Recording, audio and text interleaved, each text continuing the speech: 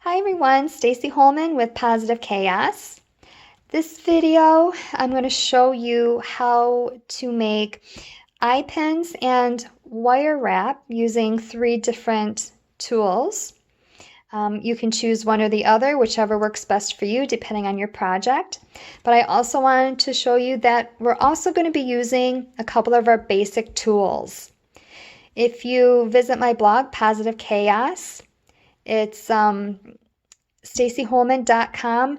I do have a video on tools and techniques for starting out, your basic tools. The only thing we're missing here is the round nose pliers. But again, you can find all the information, video, written instructions, and illustrations on my blog, Positive Chaos. And the web address is stacyholman.com. So for these tools, for your basic tools, you're going to need chain nose pliers, flush wire cutters. I have my one-step looper. I have 1.5 millimeter loop, and my beadsmith wire wrapping and wire looping pliers. I also have my bead-alon pliers here. So these are the difference between these pliers and these pliers is that these taper. Okay, these taper. So you do need to be careful if you want uniform loops. You do need to know exactly where on your pliers you started so you can continue using that same spot. With these, it's a step, so you know exactly where you are and in which size you're making, which size loops you're making. Either one is fine. I use them both. If you're going to do a big project, which I actually created a necklace using these. It's it's beads with a connector. They're connector beads. And I had to make a lot of loops, so I used this. I will be featuring that necklace on my blog. All of my videos that are on YouTube are also in my blog, so you can also have written instructions and illustrations and more tips and ideas that you can find on my blog. So let's get started. The easiest thing to start with is a one-step looper.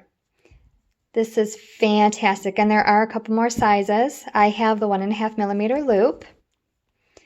So you can see here on the one-step looper, you have a peg. You have a cutter here. You can see it moving when I move the pliers. And then there's also a loop in the back. So let me show you how this goes. Okay, I cut one wire shorter than the other, so I just wanted to, I think it's this one. All right, so what you're going to do, you're going to insert your wire underneath the peg, above the cutter, and through the hole.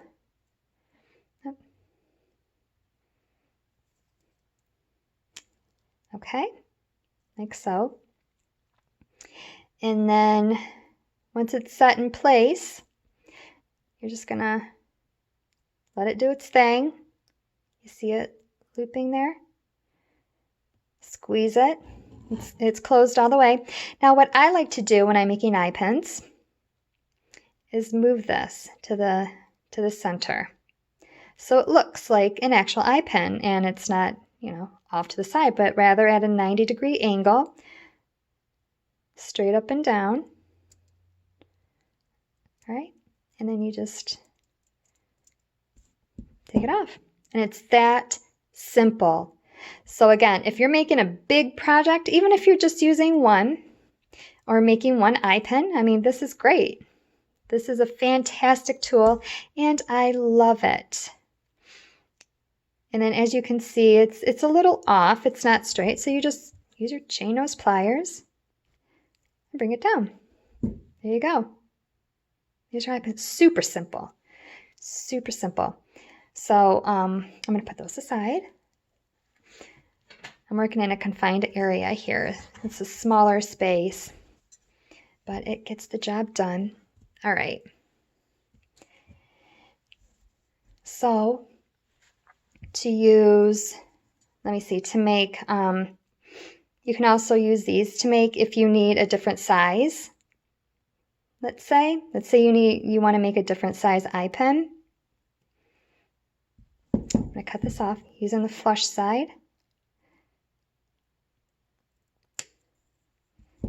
All right, so if I want a different size than the 1.5 millimeter I have, then I'll just, let's say I want to make a bigger one. Okay, so I'm going to put the wire the right size, the size I want. Oops. Come on. Okay, the size I want. And then what I'm going to do is hold the bottom here. I'm going to hold the wire at the bottom steady as I press. And you'll see why in a minute. Okay, so once you have that bend, like that in the wire, you're going to bring it around.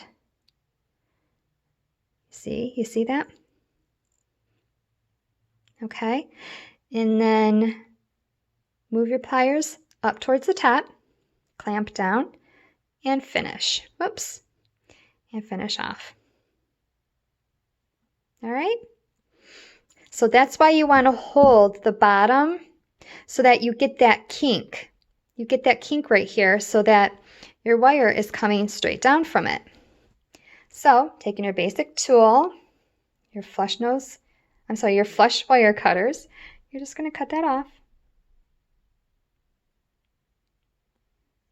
Okay.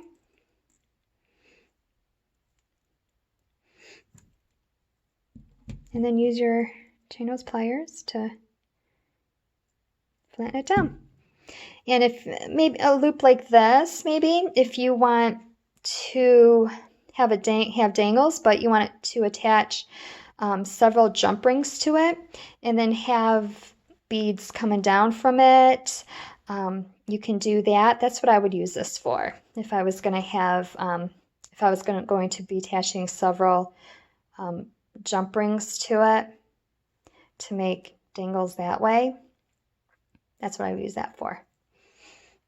And then same thing applies. If you want to use the smaller one, feel free to do so. Just depends on whatever size you want. All right, that to the side. Now I'm going to use my fresh piece here because I'm using 18 gauge wire. It's not ideal for wire wrapping. Wire wrapping is for thinner wire. It's great for decoration. Again, I'm going to have that on my blog. So it's a necklace I did. So again, these taper. So it just depends on whatever size. I'm just going to hold it here, you know. Whoops, let's bring it up a little bit more. Actually, bring it down. Because the wire that you're going to be wrapping, you want that to be the longer piece. Because not only is it going to loop, but it's also going to wrap. So the shorter side, just keep it as is. But you still need a long enough side base to wrap the wire around. So again, holding the bottom because you want that little kink there. Okay, and then bring it around.